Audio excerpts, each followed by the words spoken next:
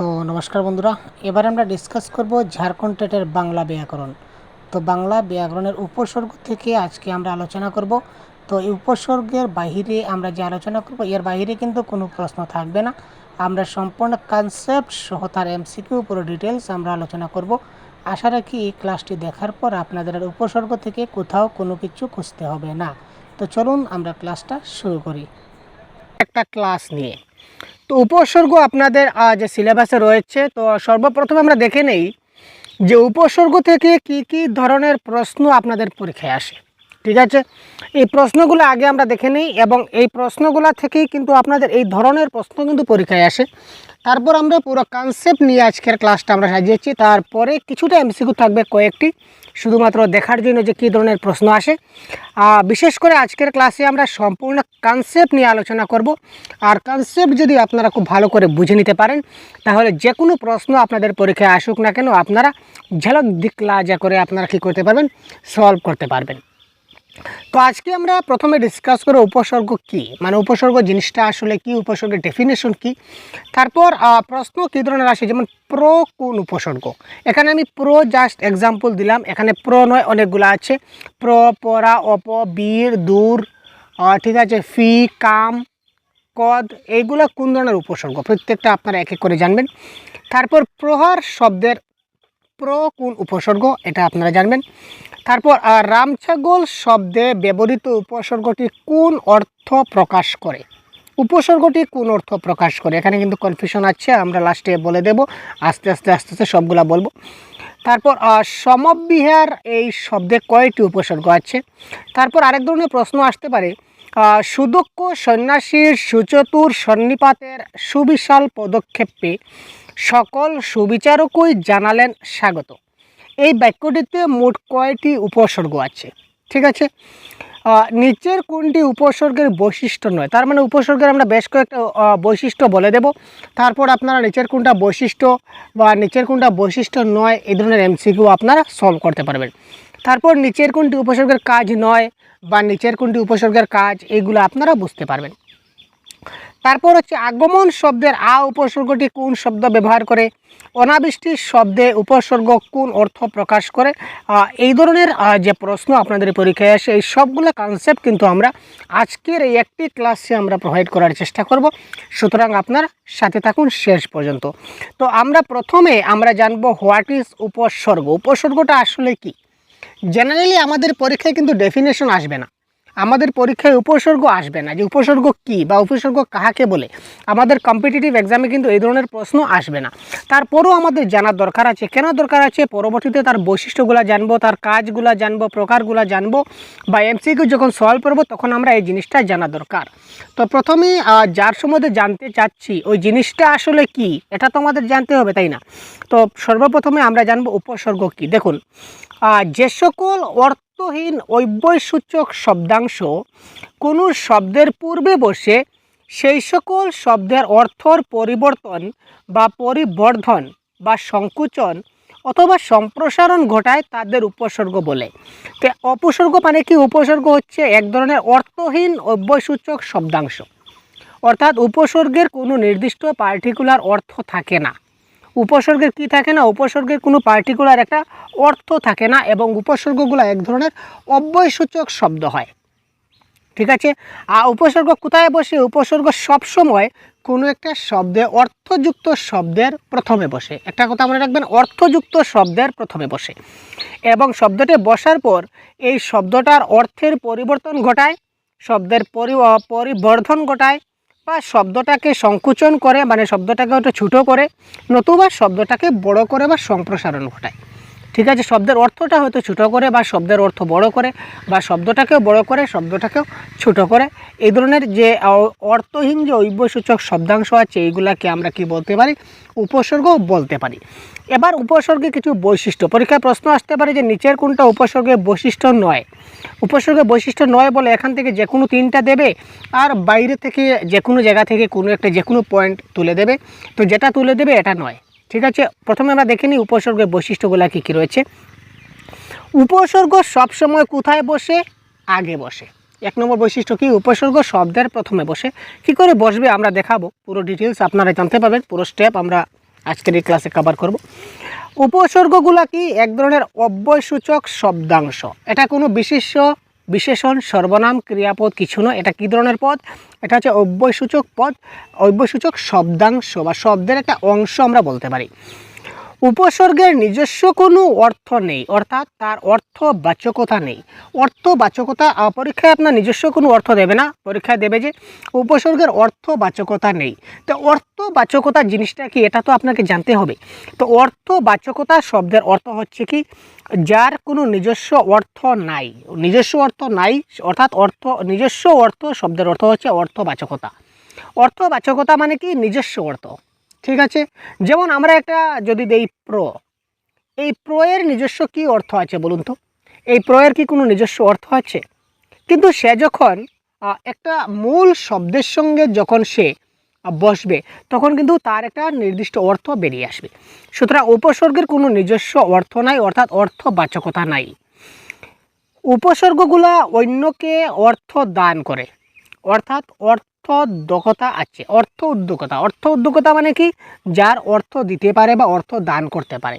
এখানে দুটো শব্দ মাথায় রাখবেন, একটা হচ্ছে অর্থবাচকতা, বাচকতা মানে তার নিজস্ব অর্থ, আর উদ্যোগতা মানে সে অন্যকে অর্থ দান করতে পারে। অর্থ মানে এখানে কোনো অর্থ বলতে এখানে কোনো টাকা পয়সার কথা বলছি না ভাই, শব্দের যেটা অর্থ, শব্দের যেটা মিনিং, এই মিনিংটা অন্যকে দিতে পারে। কী করে দেবে আমরা দেখব।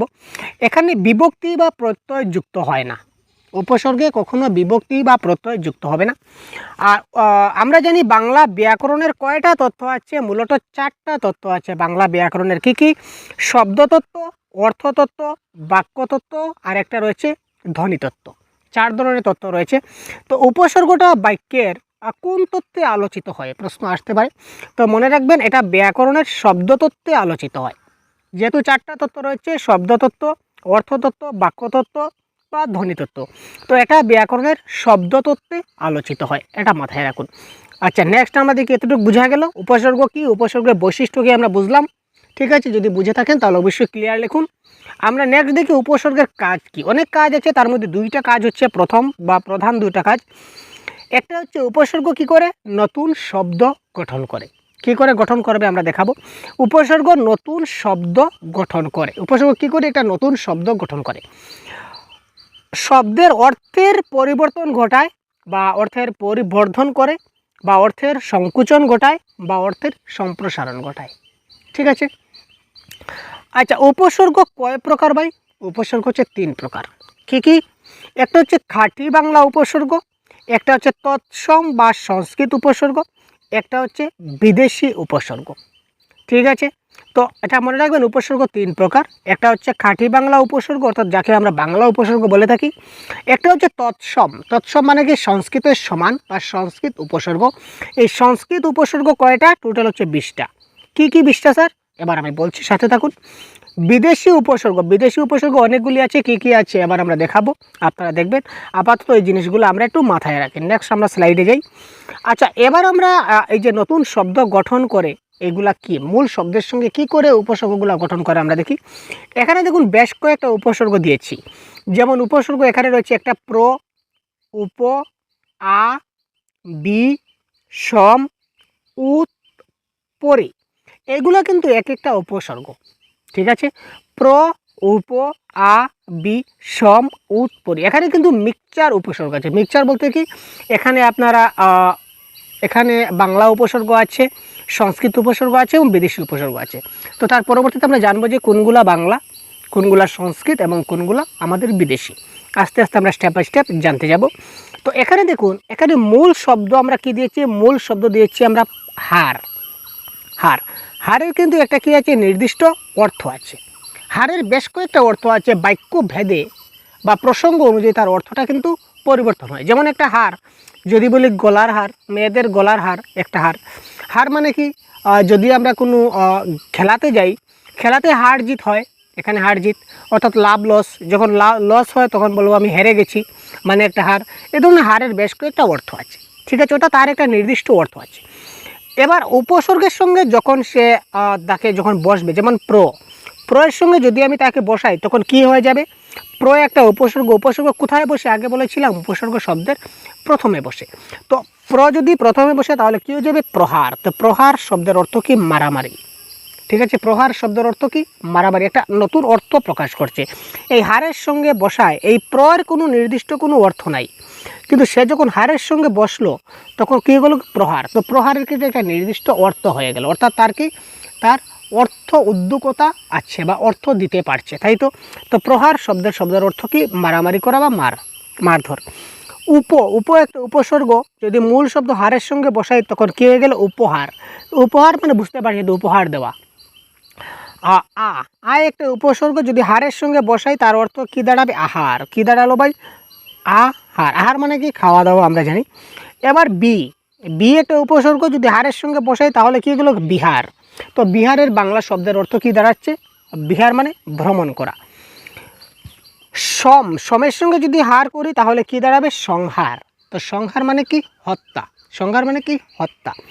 তারপর উতের সঙ্গে একটা উপসর্গ, তার সঙ্গে যদি আমরা হারটা মূল শব্দ যদি আমরা অ্যাড করি তাহলে কী হয়ে যাবে, উদ্ধার। উদ্ধার মানে কি, রক্ষা করা। তারপর উপসর্গ হচ্ছে কি, পরি। তো পরি উপসর্গের সঙ্গে যদি মূল শব্দ আমরা হার প্লাস করি তাহলে কী হলো, পরিহার। তো পরিহার মানে কি, ত্যাগ করা। ঠিক আছে, তো দেখুন এই উপসর্গগুলা আরও অনেকগুলো আছে, আপনারা বসাতে পারেন। আর অনেকগুলো উপসর্গ আছে, অনেকগুলো মূল শব্দ আছে। তো যার সঙ্গে যে বসবে, অর্থাৎ যে কি বললাম, যে অর্থহীন অব্যয়সূচক শব্দাংশ যখন একটা মূল শব্দের আগে বসে একটা নতুন অর্থ প্রদান করবে শব্দটির, তখন সেই জিনিসটা হয়ে গেল উপসর্গ।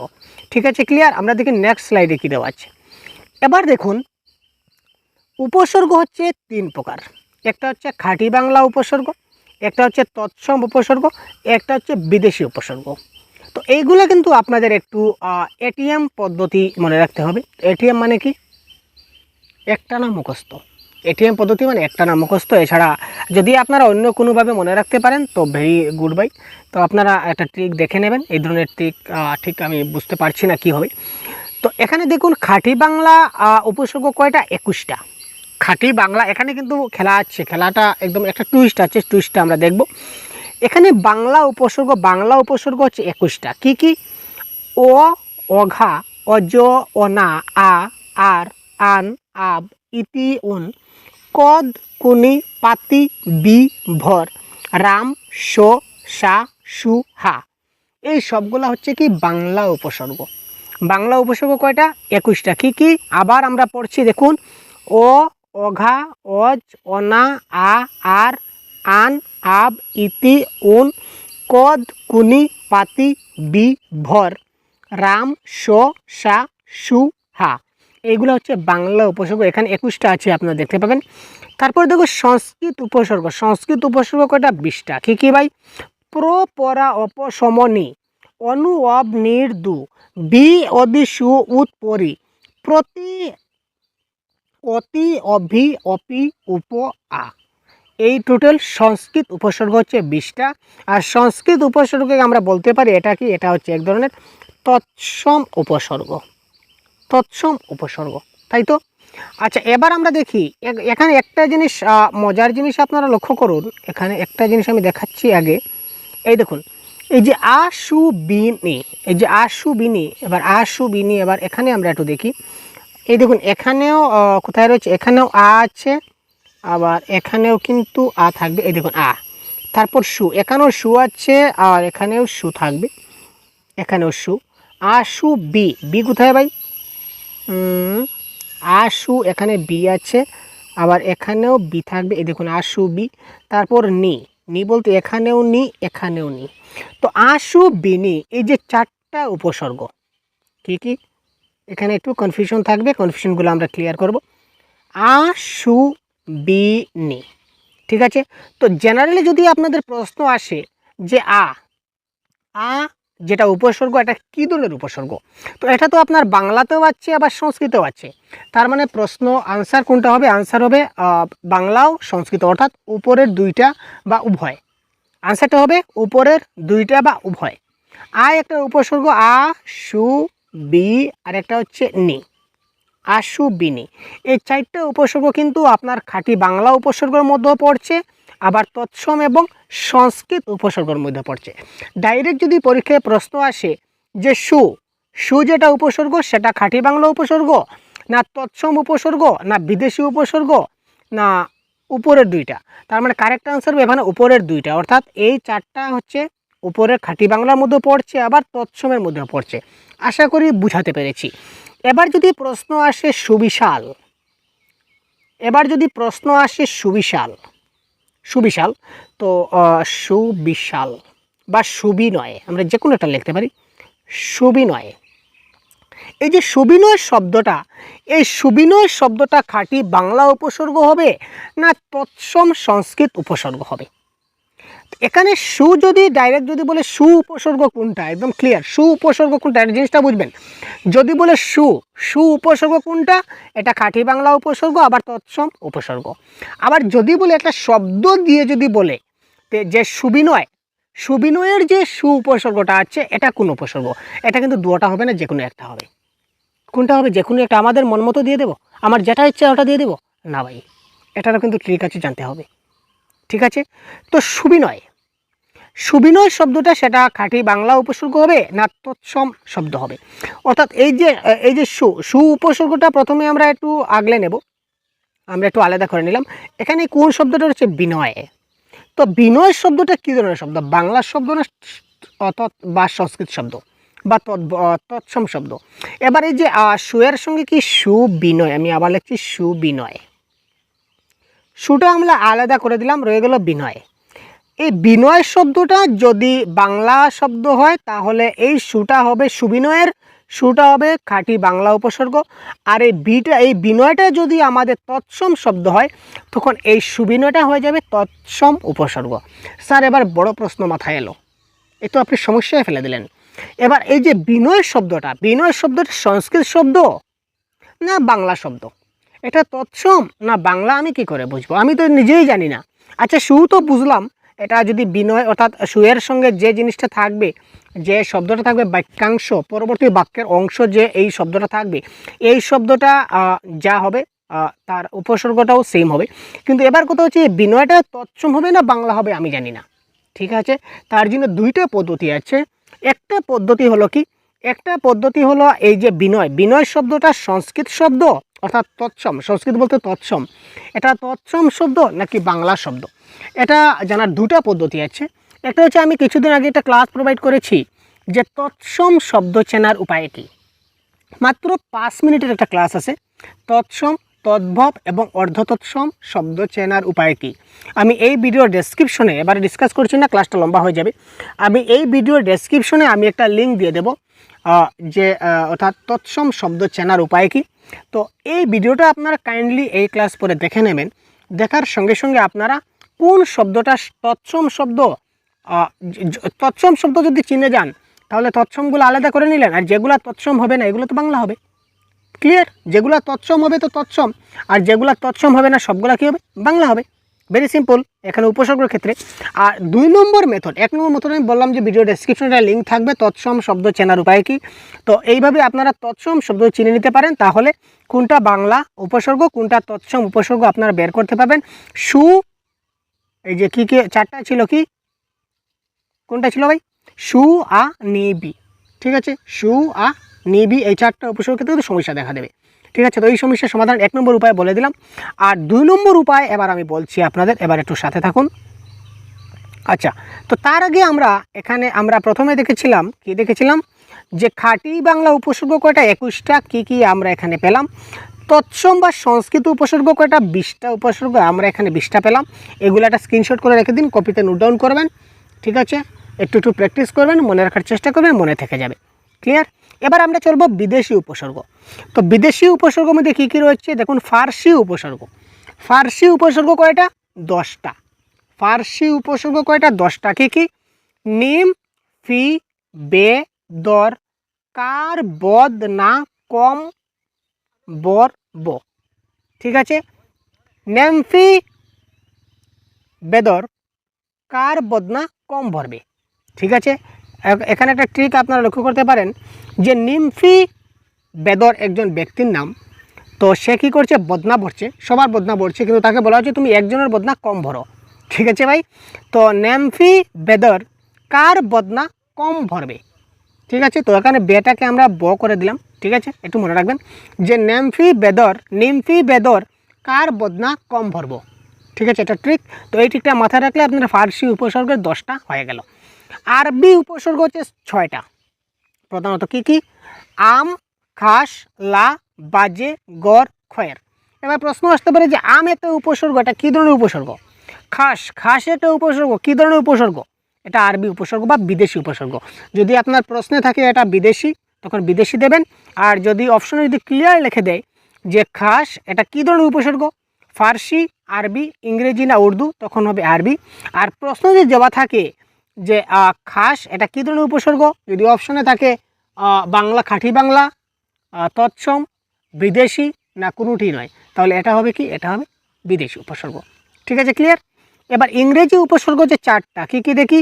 হেড, আমরা বলি না হেডমাস্টার, হেডটা কিন্তু ইংরেজি শব্দ। সাব, বাবু সাব, ঠিক আছে, বা সাব ইন্সপেক্টর, এগুলো ইংরেজি উপসর্গ। হাফ মানে কি? অর্ধেক। তো আমরা বলি না হাফ প্লেট চিকেন দিয়ে দাও, হাফ প্লেট মোমো দিয়ে দাও, হাফ প্লেট বিরিয়ানি দিয়ে দাও, আজকে হাফ সেঞ্চুরি করে নিল, এই যে হাফ, এটা ইংরেজি। ফুল বাই ফুল শট, আজ আমি ফুল মার্কস করব, ঠিক আছে। এই যে ফুলটা হচ্ছে ইংরেজি। তো এই হেড, সাব, হাফ, ফুল এটা হচ্ছে ইংরেজি উপসর্গ। আর উর্দু উপসর্গ বা হিন্দি উপসর্গ আছে মাত্র একটা, যেটা বলা হয় হর, ঠিক আছে। হর রোজ আমি কাজটি করব, এই যে হর, ওটা হচ্ছে হিন্দি উপসর্গ কিংবা উর্দু উপসর্গ। যদি পরীক্ষায় হিন্দি বা উর্দু একসঙ্গে কিন্তু অপশন থাকবে না। যদি অপশনে উর্দু থাকে তো উর্দু দেবেন, আর যদি হিন্দি থাকে তাহলে হিন্দি দেবেন। অপশনে কিন্তু দুটো একসঙ্গে কিন্তু কখনোই দেবে না। যদি উর্দু দেয় তাহলে হিন্দি দেবে না, আর যদি হিন্দি দেয় তাহলে উর্দু দেবে না, ক্লিয়ার। আচ্ছা, এইগুলো আমাদের বিদেশি উপসর্গ। এবার আমরা যে আগে যেটা বলেছিলাম একটা সমস্যা আপনাদের, যে আ, সু, পিনি এই 4টি উপসর্গ হলো খাঁটি বাংলা উপসর্গ এবং সংস্কৃত উপসর্গ। সংস্কৃত মানে তৎসম উপসর্গ আর কি। অর্থাৎ এই 4টি উপসর্গ খাঁটি বাংলাতেও আছে, আবার সংস্কৃতেও আছে। তো এবার আমরা চিনব কী করে যে কোনটা মানে কোন শব্দটা যদি শব্দে ব্যবহৃত হয়। এমনি জেনারেলি আশু বিনি যদি আসে যে বি উপসর্গটা কী ধরনের উপসর্গ, আমরা বলবো উপরের দুটাই, অর্থাৎ বাংলা উপসর্গ এবং সংস্কৃত উপসর্গ। আর যদি বি দিয়ে একটা শব্দ বা নি দিয়ে, যেমন নির্দয়, যদি বলে নির্দয়, নির্দয়টা কোন উপসর্গ? এটা কিন্তু দুটো হবে না, এটা যে কোনো একটা হবে। তার ট্রিক 1 নম্বর বলেছি যে আপনারা শব্দ দেখে তৎসম শব্দটা বের করার উপায়টা আপনারা জানবেন। আর নতুবা দেখুন বাংলা ব্যাকরণ বইতে আমরা পেয়েছি কি আশু বিনি দিয়ে টোটাল বাংলায় উদাহরণ দেওয়া আছে 21টা। আশু বিনি দিয়ে বাংলা উপসর্গে গঠিত আশু বিনি ব্যবহার করে বাংলা এই উপসর্গ যুক্ত বাংলা শব্দ দেওয়া আছে 21টা। আর আশু বিনি দিয়ে সংস্কৃত উদাহরণ দেওয়া আছে 49টা, ক্লিয়ার। আশু বিনি এইগুলো উপসর্গ প্লাস করে বাংলা খাঁটি বাংলা উপসর্গ দিয়ে টোটাল 21টা শব্দ আছে, আর সংস্কৃত দিয়ে কয়টা আছে? 49টা দিয়ে। তো আমরা যদি আশু বিনি দিয়ে এই যে 21টা শব্দ যদি আমরা জেনে যাই যে কোন 21টা শব্দ বাংলা উপসর্গ যদি আমরা জানি, তাহলে এর বাদবাকি যত শব্দ হবে আশু বিনি দিয়ে সবগুলা কিন্তু সংস্কৃত বা তৎসম হবে, ক্লিয়ার। আমি আবার বলছি, আশু বিনি দিয়ে আমাদের বাংলা আছে 21টা শব্দ আশু বিনি দিয়ে। তো এই আশু বিনি দিয়ে যদি আমরা 21টা বাংলা উদাহরণগুলো যদি আমরা শিখে নেই বা জেনে যাই যে এই 21টা হচ্ছে বাংলা উপসর্গ, ঠিক আছে। আর 21টা যদি আমি শব্দ পরীক্ষার হলে এমন একটা শব্দ পেলাম যে শব্দটা যদি আমার 21টার মধ্যে থাকে তখন সেটা খাঁটি বাংলা উপসর্গ, আর যদি 21টার মধ্যে থাকে না, 21টার যদি বাইরে থাকে তাহলে সেটা হবে সংস্কৃত উপসর্গ। যেটা কম এটা আমরা শিখি, 49টা কেন শিখবো? যেটা কম এটা আমরা জেনে যাই, তাই তো। এবার আমি 21টা আপনার দেখাতে চলেছি, আপনারা একটু দেখুন। বাংলায় সু উপসর্গ যুগে গঠিত কয়েকটা শব্দ। বাংলায় যে আশু বিনি 4টা রয়েছে, তো প্রথম আমরা সু দিয়ে দেখে নেব। সু দিয়ে কয়েকটা শব্দ, একটা গল্প আপনাদের স্টোরি বলি। সুমনা এবং সুমন দুজন, আমরা কি বলবো, বলতে পারি একটা সিনেমার নায়ক এবং নায়িকা, ঠিক আছে। সুমন এবং সুমনা একজন নায়ক এবং নায়িকা। তো ডায়লগটা হচ্ছে এই ধরনের, সুমনা সুমনের প্রতি সুনজর দেওয়ায় দেওয়ার সুখবর শুনে সুমন সুদিন দেখে সুকাজ সেরে সুনামের আশা করলো। ঠিক আছে, ডায়লগটা এই ধরনের দেখুন। সুমনা একজন হিরোইন বা আমরা কি বলতে পারি নায়িকা, আবার হিরোকে সুমন। তো নায়িকা কি করছে দেখুন, সুমনা সুমনের প্রতি সুনজর দেওয়ার সুখবর শুনে সুমন সুদিন দেখে সুকাজ সেরে সুনামের আশা করলো। ঠিক আছে, এই লাইনটা যদি একটু যদি মাথায় রাখুন তাহলে কিন্তু সু দিয়ে আমরা বাংলায় সু দিয়ে কী কী রয়েছে আমরা দেখি। এখানে দেখুন আমরা কী পেলাম, সুনজর, সুখবর, সুদিন, সুকাজ, সুনাম। এই যে পাঁচটা, এই পাঁচটা হচ্ছে আমাদের বাংলা সু দিয়ে উপসর্গ।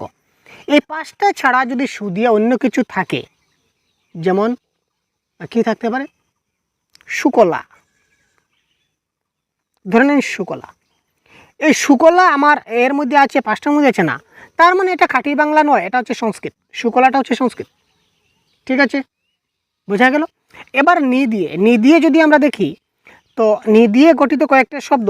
নির্দয় নামের নীলাজ লোকটি নিরেট প্লেটে নিখুঁতভাবে খেয়ে নিভাজ পেটে নিকুজ হলো।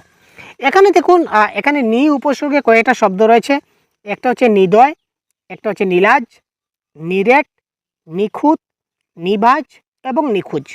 এখানে রয়েছে টোটাল 6টা শব্দ। এই নি দিয়ে এই 6টা শব্দ যদি আপনারা পান তাহলে এটা হচ্ছে খাঁটি বাংলা উপসর্গ। আর এই 6টার বাহিরে যদি আপনারা নি দিয়ে কোনো শব্দ পান তাহলে সেটা হবে সংস্কৃত উপসর্গ বা তৎসম উপসর্গ। ক্লিয়ার? নি দিয়ে কিন্তু বাংলাতেও হয় আবার সংস্কৃতেও হয়। যদি এই 6টা শব্দ পান, নিদয়, নীলাজ, নিরেট, নিখুঁত, নিভাজ এবং নিখুঁজ, এই 6টা যদি আপনারা পান তাহলে এটা হলো এই 6টা হবে কি বাংলা উপসর্গ। আর এই 6টার বাহিরে যদি কোনো শব্দ আপনারা পান, যে কোনো শব্দ, এই 6টা ছাড়া যে কোনো শব্দ, ঠিক আছে, যে নিলাম, নিলাম হয়ে গেল নিলাম, তো নিলাম, নিলাম তো আমার এখানে নাই, নিলাম কি এখানে আছে না, তার মানে এটা সংস্কৃত উপসর্গ। বাংলা নাই মানে এটা সংস্কৃত। ক্লিয়ার? এবার আমরা দেখব, আমরা কি দেখলাম, সু দেখলাম, নি দেখলাম এবং আই এবং বি দিয়ে কয়েকটা শব্দ। বিবুই আকাড়া, আচালা, আছাকা এবং আধোয়া চাল দিয়ে আলুনি খিচুড়ি রান্নার চেষ্টা করে আখাটা ও আগাছা নিয়ে বিনামা হয়ে বিপদে হাঁটা দিল। এখানে দেখুন, বিভুই, আকাড়া, আচালা, আছাকা, আধোয়া, আলুনি, তারপর আখাটা, আগাছা, বিনামা, বিপদ, এইগুলো হচ্ছে কি এই বাংলা উপসর্গ গঠিত শব্দ। ঠিক আছে, আদি এবং বি দিয়ে। তো এর বাইরে যদি আমরা কোনো শব্দ পাই সেগুলো হয়ে যাবে আমাদের কি সংস্কৃত উপসর্গ। আর এই কয়েকটার মধ্যে যদি আমরা পাই তখন সেগুলো হয়ে গেল কি আমাদের সংস্কৃত বাংলা উপসর্গ যদি এর মধ্যে পাই। আর এর মধ্যে টোটাল আমরা এখানে কতটা শব্দ আলোচনা করলাম, এই যে এখানে কয়েকটা শব্দ আপনাদের দেখালাম আর এখানে কয়েকটা শব্দ দেখালাম, এখানে টোটাল আমরা 21টা শব্দ আপনাদের দেখিয়েছি। তো 21টা শব্দ যদি থাকে তখন আপনারা বলবেন এগুলো হচ্ছে খাঁটি বাংলা উপসর্গ।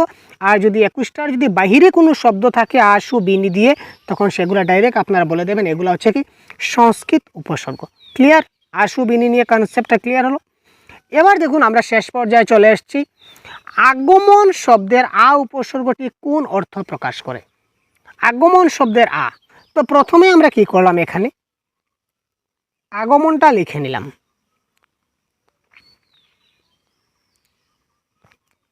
অনেকেই এটা আনসার করবে আশা, অপশনে থাকবে কিন্তু আশা। তো আগমন শব্দের অর্থ হচ্ছে আশা, কিন্তু প্রশ্নে কিন্তু আপনাকে আগমন শব্দের অর্থ জিজ্ঞাসা করে না ভাই, বলেছে যে আগমন শব্দের আ উপসর্গটা কোন অর্থে প্রকাশ পেয়েছে আ। তো এবার আমরা কি করব, আটাকে কিন্তু সেপারেট করে দেব। তো গমন, গমন মানে কি, গমন মানে হচ্ছে যাওয়া, গমন মানে কি হচ্ছে যাওয়া, গমন মানে যাচ্ছি। আর এবার আ যদি প্লাস করি তাহলে আগমন, আগমন মানে কি আসা, মানে আসলাম, এদিকে আমরা যাচ্ছি ওইদিকে কি করছি আসছি। ক্লিয়ার? বুঝবেন? প্রথমে কি করলাম, আগমনের আটা অর্থাৎ যে উপসর্গটা আছে উপসর্গটাকে আমরা কি করলাম আলাদা করলাম। তারপর এখানে কি ছিল গমন, তো গমন মানে কি, এখানে গমন মানে কি যাওয়া, আমরা যাচ্ছি। আর আগমন মানে কি আসা, মানে আসলাম। তো এখানে কোন সম্পর্ক হচ্ছে, আসা যাওয়া। তো আসা যাওয়া মানে কি বিপরীত অর্থ প্রকাশ করছে। ক্লিয়ার? তো কারেক্ট আনসার, এটার কারেক্ট আনসার হবে যে আগমন শব্দের আ উপসর্গটা কি করছে, বিপরীত অর্থ প্রকাশ করছে, বিপরীত অর্থ প্রকাশ করছে। এবার যদি বলি বৃষ্টি, অনাবৃষ্টি, এবার যদি আমি বলি এখানে কি বলবো, এবার যদি আমি বলি এখানে অনাবৃষ্টি, তো অনাটাকে যদি আমি আলাদা করি তাহলে বৃষ্টি, বৃষ্টি মানে হচ্ছে কি মেঘ, বৃষ্টি মানে মেঘ, আর অনা মানে কি নাই মেঘ, নাই মেঘ। বৃষ্টি মানে কি বৃষ্টি হচ্ছে বা বৃষ্টি, আর অনাবৃষ্টি মানে বৃষ্টি নাই। তার মানে এখানে অভাব অর্থে, অভাব, অভাব বা নাই অর্থে, নাই বা অভাব অর্থে ব্যবহৃত হয়েছে অনা শব্দটি। ক্লিয়ার? এটা কিন্তু মুখস্থ করার ব্যাপার নয়, এগুলো হচ্ছে কমন সেন্সের ব্যাপার। আপনি উপস্থিত বুদ্ধি করে এগুলো বের করতে হবে। কারণ পরীক্ষায় যে আমি যে এখানে আগমন আর অনাবৃষ্টি দিচ্ছি, পরীক্ষায় যে দুইটা শব্দ আসবে তার কোনো মানে নেই ভাই। পরীক্ষায় কোন শব্দ আসবে আমি জানি না, আপনিও জানেন না। কনসেপ্ট যদি ক্লিয়ার থাকে, আপনি যদি বুঝতে পারেন, তাহলে কিন্তু আপনি অনায়াসে সলভ করতে পারবেন। বুঝা গেল? তো এখানে অনাবৃষ্টিটা হচ্ছে কি, অনাবৃষ্টির অনাটাকে যদি সেপারেট করি তো বৃষ্টি মানে কি বৃষ্টি হবে বা বৃষ্টি, আমরা বুঝাতে পারছি বৃষ্টি, আর অনাবৃষ্টি মানে কি বৃষ্টি নাই। তো তার মানে এখানে অনা শব্দটা নাই বা অভাব অর্থে ব্যবহৃত হয়েছে। ক্লিয়ার? তো এবার আমরা কয়েকটি এমসিকিউ দেখব, আশা করি কনসেপ্ট আপনারা বুঝলেন। তো এই যে খাঁটি বাংলা উপসর্গ কোনগুলি, খুব ভেরি ভেরি ইম্পর্টেন্ট হচ্ছে কি এই জিনিসগুলো আপনারা একটু খুব ভালো করে কপিতে নোট ডাউন করে রাখবেন। বাংলা উপসর্গ 21টা, কী কী বাংলা উপসর্গ, সংস্কৃত উপসর্গ হচ্ছে 20টা, কোনগুলা সংস্কৃত উপসর্গ এইগুলো একটু দেখে রাখবেন। আর বিদেশি উপসর্গগুলো কী কী এইগুলো একটু আপনারা একটু দেখে রাখবেন, বা যদি মনে রাখতে না পারেন তাহলে মুখস্থ করে নেবেন, কিছু করার নাই ভাই, দুঃখিত। ঠিক আছে? তো এগুলো যদি আপনারা জানা থাকে তাহলে অবশ্যই আপনারা মোটামুটি, আর আশু বিনি যে কনসেপ্ট, যে মানে একটা জটিলতা ছিল, এটা দুটার মধ্যেও আছে, কিন্তু শব্দজনিত গঠন কারণে কোনটা হবে এটা আমরা এবার দেখিয়ে দিলাম। তো এবার কয়েকটা এমসিকিউ জাস্ট দেখবো, খুব কম সময়, ভেরি ইজি কোয়েশনগুলো। উপসর্গ কি শব্দের শেষে যুক্ত হয় না, মাঝে যুক্ত হয় না, অর্থ পরিবর্তন করে না বলেছে, অর্থ পরিবর্তন করে কিন্তু। তো এটা কারেক্ট আনসার হবে উপসর্গ হচ্ছে শব্দের আগে যুক্ত হয়। Very simple. নিচের কোনটি বাংলা উপসর্গের উদাহরণ? বাংলা প্র, ত, ই, কদ। তো এবার কারেক্ট আনসার কদ হবে। কেন কদ হবে আমি আপনাদের দেখিয়ে দিচ্ছি। বাংলা উপসর্গের মধ্যে যাই, এখানে দেখুন কদ আছে, কোথায় আছে, এই দেখুন কদ আছে। ঠিক আছে? তো এই ধরনের যে কোনো একটা দিয়ে দিতে পারে, আমি শুধুমাত্র কদ দিয়েছি আপনাদেরকে মানে বোঝানোর জন্য, যাতে করে বুঝতে পারেন যে কী ধরনের প্রশ্ন আসে। পরীক্ষা কিন্তু কদ না দিয়ে যে কোনো রাম দিয়ে দেবে, বি দিয়ে দেবে, ভর দিয়ে দেবে, পাতি দিয়ে দেবে, সু দিয়ে দেবে, হাড় দিয়ে দেবে, যে কোনো একটা কিছু দিয়ে দিতে পারে। সুতরাং একটু মাথায় রাখুন। ঠিক আছে? এবার কারেক্ট আনসার হবে কদ। কদটা হচ্ছে বাংলা উপসর্গ। ঠিক আছে? বাংলা উপসর্গ। আর যদি বলি তৎসম উপসর্গ কোনটা বা সংস্কৃত উপসর্গ, এটা হচ্ছে প্র, পরা, অপ, অপি, এগুলো হচ্ছে সংস্কৃত উপসর্গ। ঠিক আছে? উপসর্গযুক্ত শব্দ কোনটি? প্রকাশে কি সবাই প্রথমে অপ আছে? না। সুবিধায় কি অপ আছে? না। উৎসবে কি অপ আছে? না। কিন্তু অপমানে অপ আছে, সুতরাং অপমান কারেক্ট আনসার। আচ্ছা, সু উপসর্গটা সাধারণত কি অর্থ প্রকাশ করে? সু যেটা উপসর্গ, এটা কোন অর্থ প্রকাশ করে? অভাব, শুভ বা আলো, বিপরীত বা অতিরিক্ত। যদি বলি সুনাম বলতে একজন ব্যক্তির ভালো দিকটা বোঝায় না খারাপ দিকটা বোঝায়? বলুন ভাই। সুনাম, এখানে তো সু ব্যবহৃত হয়েছে, তো এই ব্যক্তিটার নাম আছে, কী ধরনের নাম আছে? সুনাম না বদনাম? ভালো নাম না খারাপ নাম? তার কিন্তু সুনাম বলতে তার অনেক ভালো নাম রয়েছে এই দুনিয়াতে। তার মানে এখানে সুনাম বলতে এখানে ভালো বা শুভ হবে কারেক্ট আনসার। তারপর দেখছি নিচের কোন শব্দে উপসর্গ নাই? উদ্ভবে কিন্তু উদ আছে উপসর্গ। নিবাসে কিন্তু নি উপসর্গ আছে। প্রস্তুতে প্র উপসর্গ আছে, কিন্তু ফুলে কোনো উপসর্গ, অর্থাৎ ফু বলে কোনো উপসর্গ আমার কাছে নাই, আমাদের কাছে নাই। সুতরাং কারেক্ট আনসার হবে ফুল। বি উপসর্গ যুগে কোন শব্দ গঠিত? বি, এখানে সংসার, অনুভব, উপকার এগুলাতে বি নাই, কিন্তু বিশ্বাসে বি আছে, সুতরাং বি হবে কারেক্ট আনসার। অনু উপসর্গের অর্থ কি? পিছনে না অনুসরণ, বিপরীত, অভাব না উপরে? তো এটা কারেক্ট আনসার হবে পিছনে বা অনুসরণ। ঠিক আছে? তো কোয়েশ্চেন নম্বর 8 এখানে দেখতে পাচ্ছেন। তো এই প্রশ্নের কারেক্ট আনসার কী হবে এটা আপনারা খুব তাড়াতাড়ি কমেন্ট বক্সে জানিয়ে দিন। ঠিক আছে? এটা আপনার জন্য রাখলাম। অর্থাৎ পরি উপসর্গযুক্ত নিচের কোন শব্দ? পরিচয়, প্রচার, উপলব্ধি, নির্ভর। তো এটা কারেক্ট অ্যান্সার কী হবে আপনারা খুব তাড়াতাড়ি কমেন্ট বক্সে জানিয়ে দিন, এবং পরবর্তীতে আমরা অন্য একটা ক্লাস নিয়ে আপনাদের সঙ্গে খুব শীঘ্রই কথা বলবো। ভালো থাকবেন, সুস্থ থাকবেন, আমাদের সঙ্গে থাকবেন। আর উপসর্গ নিয়ে যদি আর কোনো প্রশ্ন আপনাদের জানা থাকে বা জানার জন্য থাকে, তাহলে অবশ্যই কমেন্ট বক্সে আমাদের জানাতে ভুলবেন না। আমরা পরবর্তী ক্লাসে আপনাদেরকে ক্লিয়ার করার চেষ্টা করব। ধন্যবাদ।